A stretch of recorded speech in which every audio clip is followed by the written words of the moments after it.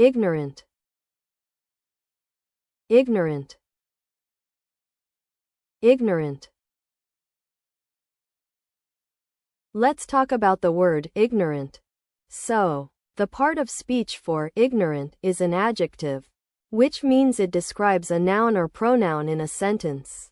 In common usage, people usually use ignorant to describe someone who lacks knowledge or understanding about something, often unintentionally. For example, he's ignorant of the latest scientific discoveries because he doesn't read much.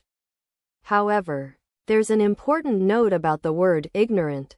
Unfortunately, it has a negative connotation, implying that someone is willfully unaware or intentionally uninformed, which can be hurtful to people who are simply not knowledgeable in a particular area. This is why many teachers and linguists prefer using more neutral words like uninformed or lacking knowledge instead of ignorant. Let's explore some practical examples of how to use the word ignorant in different contexts. In formal usage, such as in an academic paper or a professional conference presentation, you might say, "Unfortunately, the current study has revealed that many policymakers remain ignorant about the long-term effects of their policies on vulnerable populations." This sentence conveys a sense of seriousness and concern for a specific issue. In casual conversation with friends over coffee or dinner, you could use the word ignorant to express frustration or amusement at someone's lack of knowledge. "I was talking to John about politics last night and I realized he's really ignorant about current events. I had to educate him on some basic facts."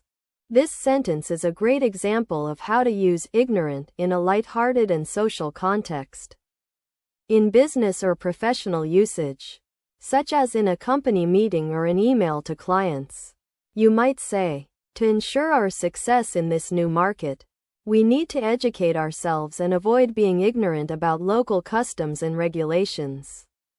This sentence emphasizes the importance of staying informed and up to date with relevant information in a business setting. So you want to know about a certain word that describes people who might not have all the knowledge or understanding on a particular topic? It's a concept that refers to individuals who lack awareness, insight, or familiarity with something. To put it simply, they might not know as much as others do about a specific subject. This can happen when someone hasn't been exposed to enough information, education, or experiences related to the topic, leading them to hold certain beliefs or opinions that might be at odds with those who have more knowledge. In everyday conversation, people might use phrases like "not in the loop" or "uninformed" to describe this situation. The idea is that these individuals can learn and grow by gaining a better understanding of the topic, which can broaden their perspectives and help them connect with others who share similar views. Incentive, incentive, incentive. Let's talk about the word incentive.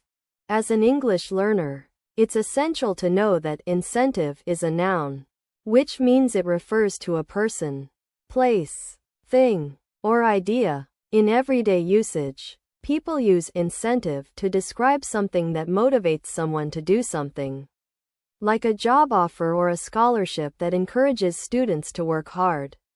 For example, you might hear someone say, "The company's promise of a 10% raise was a great incentive for her to stay with the firm." It's worth noting that incentive is often used in business and professional contexts, but it can also be used in personal situations, like when you're trying to motivate yourself to exercise or learn a new skill.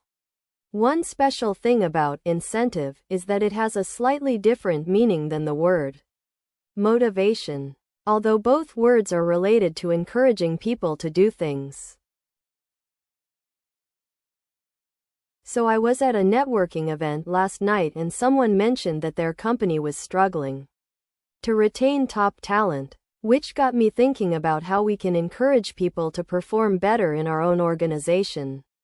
You see, a formal usage of incentive would be: the university's new policy offers a significant tuition waiver as an incentive for students who participate in research projects, showcasing the administration's commitment to supporting academic excellence. This sentence is suitable for a business or academic context where you need to sound professional and show that you're considering various factors. On the other hand, if you were discussing incentives with your colleagues over lunch, it might go something like, "So we just got word that our company's going to start offering extra vacation days as an incentive for meeting quarterly targets. I'm pretty sure I'll be taking advantage of that perk." This is a casual conversation usage where the tone is relaxed and you're chatting with people you know. Finally, if you were trying to persuade someone to take on a new project at work, you might say, "Would you be interested in leading our team's efforts to implement a more sustainable supply chain? I think it would be a great opportunity for professional growth and could also result in significant cost savings. That would definitely be an incentive for me." This example sentence has a slightly more formal tone than the previous one, but is still informal enough for a conversation. So, you want to know about this idea that motivates people to work harder or try their best? It's something that encourages someone to take action, make an effort, and strive for more than they might have otherwise. Imagine it like a little push that helps someone overcome obstacles or reach their goals. It gives them the energy and motivation to do things they wouldn't normally do. This idea is often used by employers to motivate employees, but it can also be found in education, sports, or even personal development. It's not just about getting something you want, but more about achieving a sense of satisfaction or accomplishment that comes from working hard and pushing yourself. Incidents. Incidents. Incidents. Let's talk about the word incidents.